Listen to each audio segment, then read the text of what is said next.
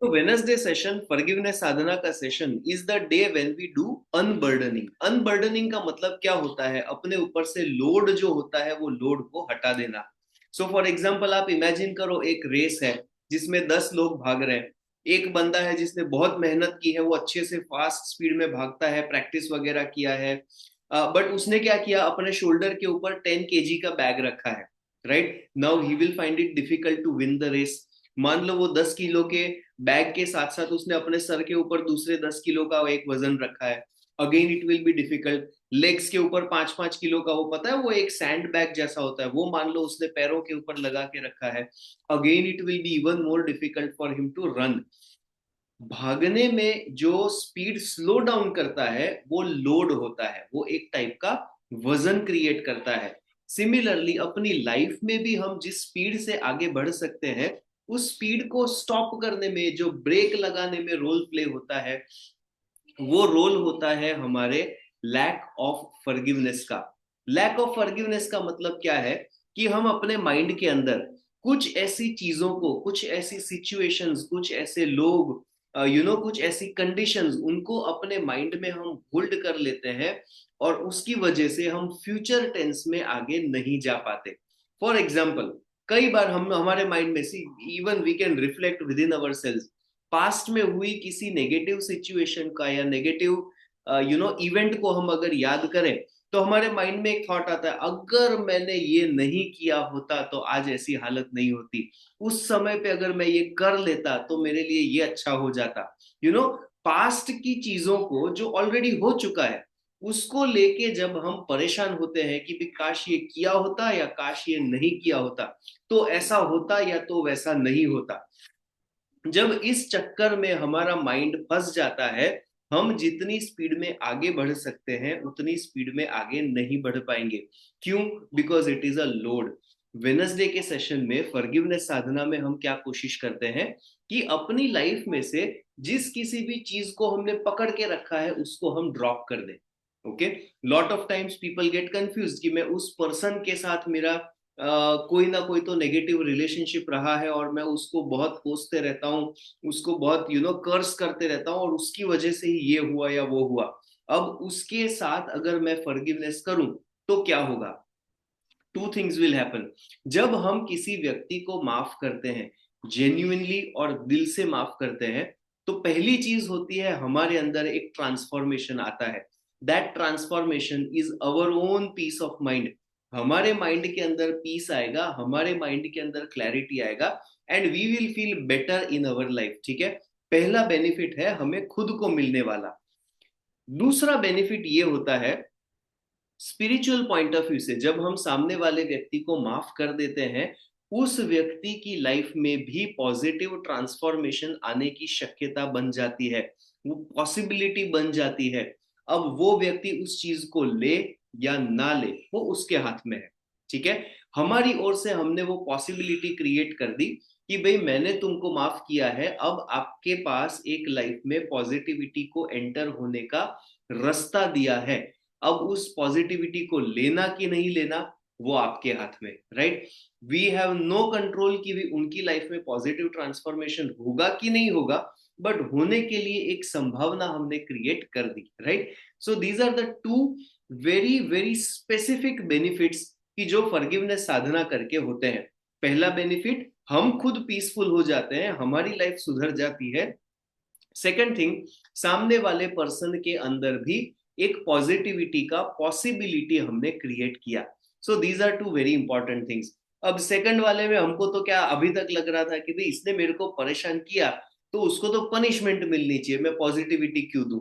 Right, so this is the normal thought process कि भाई उसने मेरे साथ अगर कुछ बुरा किया है, हाँ फॉरगिवनेस करके मेरी लाइफ सुधर रही है, ठीक है, बट उसको क्यों positivity? The reason why we need that second thing is, जब हमारी वजह से किसी की लाइफ में पॉजिटिविटी क्रिएट होती है तो एक गुड कर्मा जनरेट हुआ।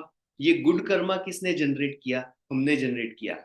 हम जब कोई गुड कर्मा जनरेट करते हैं तो हमारी लाइफ में पॉजिटिविटी फर्दर इंक्रीज हो जाती है। सो एक तीर से दो निशान हो जाते हैं। राइट, पहला, हमें पीस ऑफ माइंड मिलना था, वो तो मिल गया।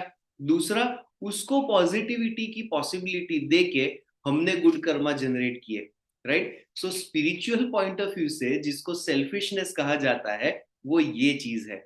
We have to be really selfish. Selfish किस हिसाब से कि लोगों का भला करके जब हमारा भला होता है, that kind of selfishness is a good selfishness. ये वाली सेल्फिशनेस हमें स्पिरिचुअलिटी के अंदर होना थोड़ा सा जरूरी है। We have to take care of our aura so much कि हमारे ऑरा के साथ कनेक्टेड, हमारे लाइफ के साथ, हमारे लाइफ में हमसे कनेक्टेड सभी लोगों को ऑटोमेटिक बेनिफिट मिले, right? So this is what it is.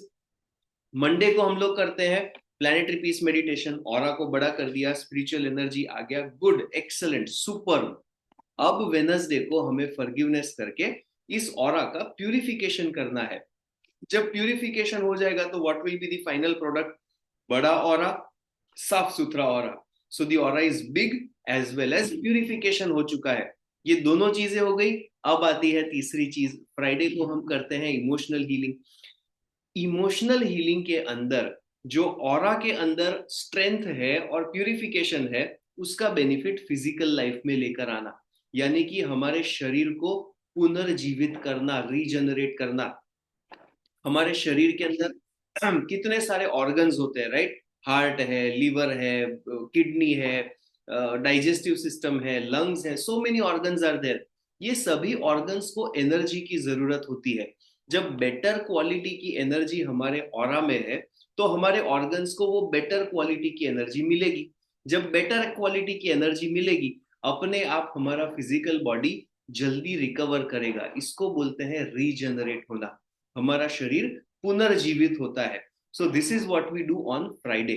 So Monday, Wednesday and Friday बहुत ही सोच समझ के डिजाइन किया हुआ एक एक सीक्वेंस है, और ये सीक्वेंस को हमें फॉलो करना चाहिए। आइडियली स्पीकिंग, अगर हम हीलर हैं, ये तीनों तीन चीजें हर रोज होनी चाहिए। ओके? जैसे ब्रश करने की प्रोसेस होती है तो उसमें दो चीजें होती है, ठीक है? पहले तो ब्रश करना है और फिर टंग क्लीन करना है, राइट? ये दोनों चीजें होती है।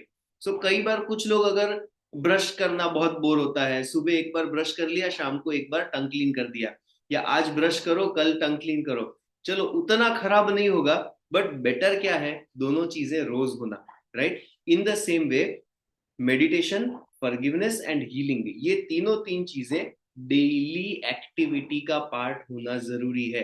When we are able to do it, हमारी लाइफ के अंदर स्ट्रेस को हैंडल करने की हमारी कैपेसिटी बढ़ जाएगी। स्ट्रेस नहीं आएगा ऐसा नहीं होने वाला, स्ट्रेस आएगा। अभी अभी मैं किसी से बात कर रहा था, वो बोले कि अच्छा, हीलर होने को भी, हीलर अगर आप हो तो भी आपको प्रॉब्लम हो सकते हैं। यस, डेफिनेटली हो सकता है। ये कैसी बात है कि थर्ड स्टैंडर्ड का बच्चा बोलता है ट्वेल्थ स्टैंडर्ड वाले को, तो ट्वेल्थ स्टैंडर्ड वाला क्या बोलेगा कि हाँ हाँ हाँ, ये डिवाइडेड बाय मल्टीप्लाइड बाय वो तो बहुत इजी इजी होता है, बहुत सिंपल है। फिर थर्ड स्टैंडर्ड वाले ने बोला हाँ यार आप तो एकदम सही है, सही है। फिर ट्वेल्थ स्टैंडर्ड वाला क्या बोलता है कि यार मेरी एग्जाम है ट्रिगोनोमेट्री, तो ये बोलेगा अरे आप तो ट्वेल्थ स्टैंडर्ड में आपको भी एग्जाम होती है।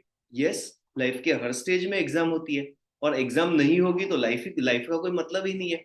When we are into education, तो एग्जामिनेशन तो होता है, विच इज फाइन। हमें कुछ कुछ प्रूव करने के लिए एक स्ट्रगल भी देना पड़ता है, और हर स्टेज में लाइफ के अंदर स्ट्रगल्स होने वाले हैं। द पॉइंट इज कि अगर हम मेडिटेशन करते हैं, फॉरगिवनेस करते हैं और हीलिंग करते हैं, तो उन स्ट्रगल्स को हैंडल करने की हमारी कैपेसिटी बढ़ जाती है। That's it. ठीक है? सो विद दिस अंडरस्टैंडिंग हम क्या करेंगे? We will practice forgiveness.